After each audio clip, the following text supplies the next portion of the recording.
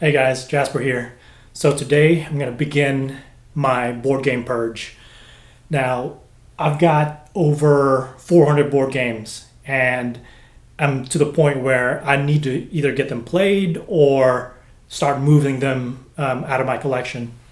Uh, the reason I'm doing this is there's several really. For one, I dread the next time I move.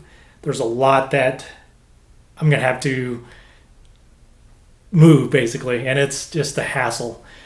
Two, I want to tidy up my place, not Marie Kondo level, but towards like toward in that direction. I should say. So my main goal is to whatever shelves I have. One, get rid of all the games that are in excess. So I've got a few games that are in stacks on the floor. So I'm going to begin working through those first and get those moved out of my collection. And eventually, I want to reduce the number of shelves I have. So I have about seven or so shelves of board games, and I want to get down to maybe 6 shelves. So that's another curation. That's a few more games I'm going to curate out of my collection. And eventually I want to get down to about, let's say, with about 400 plus games, I want to get down to maybe 250, 225, 250. Now I've got a lot of games that are nestled within games. So almost all of these games will have a smaller box game in it. And one thing I do is I sleeve all my games if I like them enough, and then also I throw away the inserts because I think that's just useless space that can be used to fit another game in. So, but anyways, the main goal is to reduce and not and curate my game. So let's start. And first, I'm gonna do a series of videos of the games that are definitely leaving my collection, and then I'm going to go through each one of the shelves and talk about the games I'm going to keep and the ones that are possibly going to leave. And I'll make my own list for them, and if you have suggestions of why I should keep or get rid of a game, please leave it in the comments below, and let's go on this journey.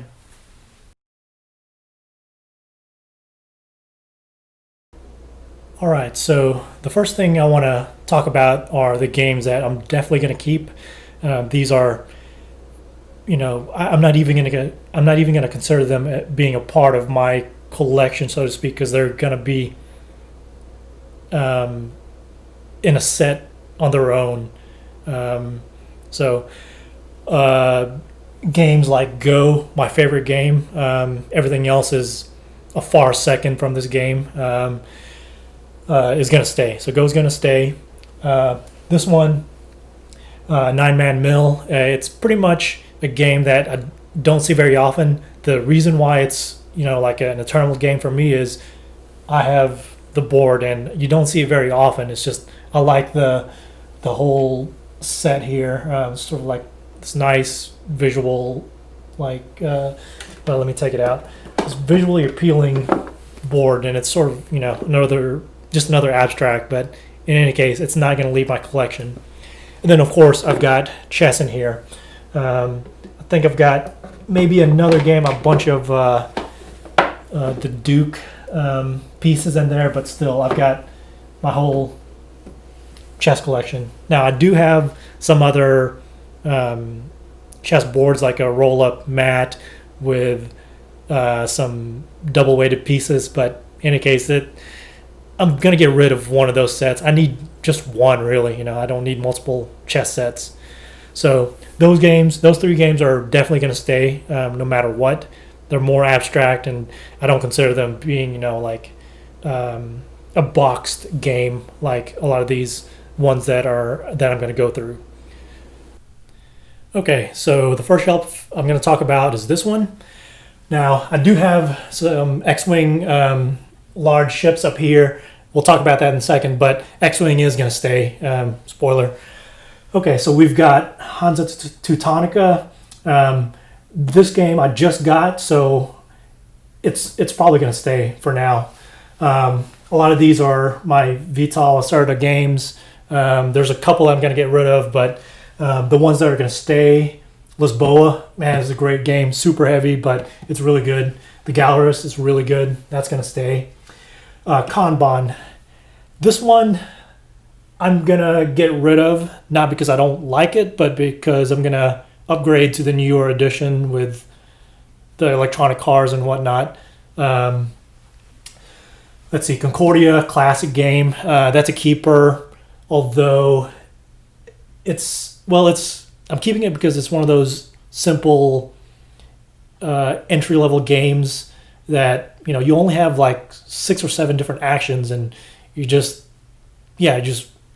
once you learn the game, just go through it, boom, boom, boom, boom, and then boom, game's over. And people, beginner gamers tend to like it a lot because there's enough strategy in there. Escape Plan, I'm probably going to get rid of it.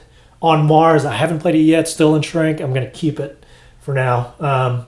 Tikal, it's probably going to go. Power Grid is probably going to go because I've played it enough. It's just a little bit too long for what it is. It's a good economic game, but it's going to go. Ikusa, haven't played this in a while. It's going to stay. Shogun, I got this recently. Still haven't played it yet, though. So, but I think it has enough good reviews that I think I'm going to keep it. Inish, this might be leaving. Although it's a good game, it's above average. It's just like out of Inish, Cyclades, and Kemet, I think this is the weaker one for me. The other ones are just a little bit deeper and go on a little bit longer. Now, a good attraction to this might be that it plays quicker than the other two, but it's probably going to leave. Fireball Island, it's a kid's game. It's fun. You don't have to really think about it too much, but it's probably going to leave after a few more plays. Okay, so we've got Anachrony. Superb game. That's a keeper for sure. Sakura, it's okay. That's going to move. 878 Viking and 1754. I haven't played the other two in the series, 1812 and maybe 1776, but I know these two are good, and I'm going to consider these sort of like one game because it's sort of like part of the series. So they're going to stay. Nations is going to stay. I haven't played this game, Amerigo, so I need to play it, then decide. Alhambra Big Box, it's an okay game. Alhambra, the base game. I don't know. It might be moving on. It's time to move that game. Leader 1, which includes, I think, Hell on the Hill, the expansion to this cycling game. I think this is a little bit more strategic than Flamme Rouge. So this one's going to stay. I like racing games, by the way, anyway. So we've got Lords of Waterdeep with the expansion. It's a classic that's going to stay. It's one of those early intro games that beginners can, like really get into. Dominion Big Box. Dominion's going to go. I mean, it's Dominion. I'm not going to miss it really. Galaxy Trucker. Haven't played yet. There's going to be a lot of games in this collection that I haven't played. Since it's in the collection of games within my group, I think I'll get it played sooner or later. We've got Ticket to Ride Anniversary Edition, super game. This is the only one I'm going to keep. The rest of the Ticket to Rides, even though they add more to the games eventually, I guess, and more maps and whatnot, the classic's good enough, and that's the only one I want to keep anyway. Mage Knight,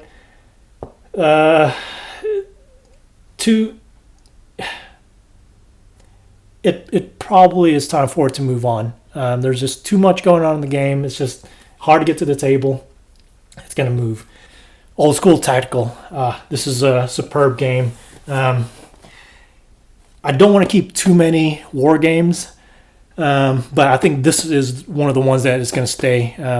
It's a great game.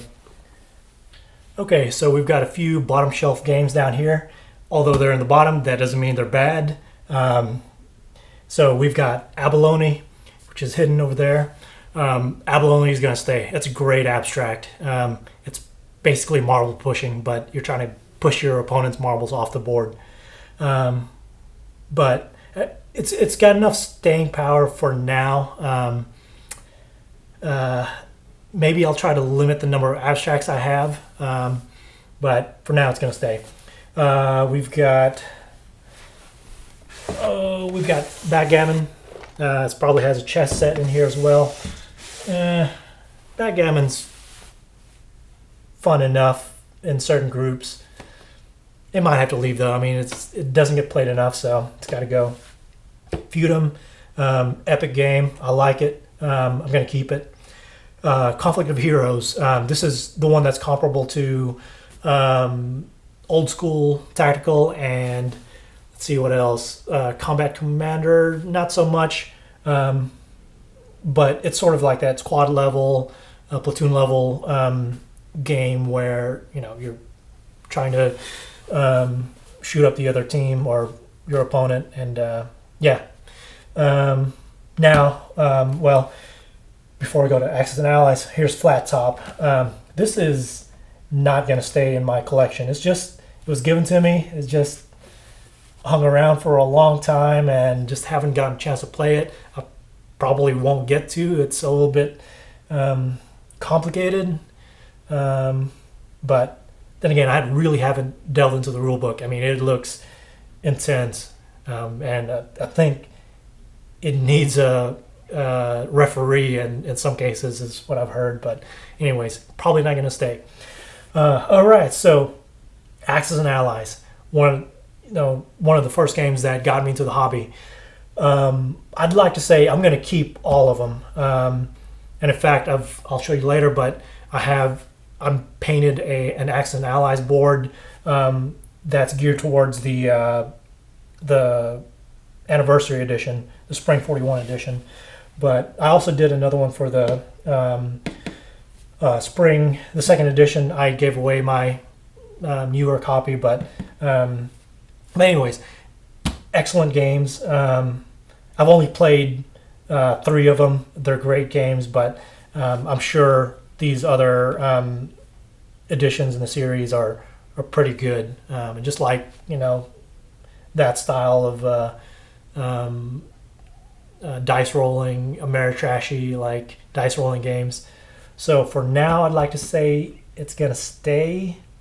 Although I might have to just keep the best ones. And if I was to keep the best ones, definitely the anniversary edition and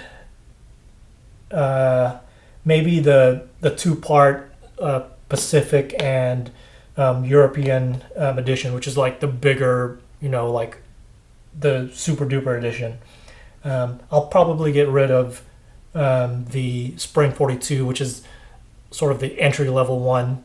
Although there's another version it's terrible. I think it's just If you want to go into an entry level Axis and Allies, get this one, the Spring 1942 edition.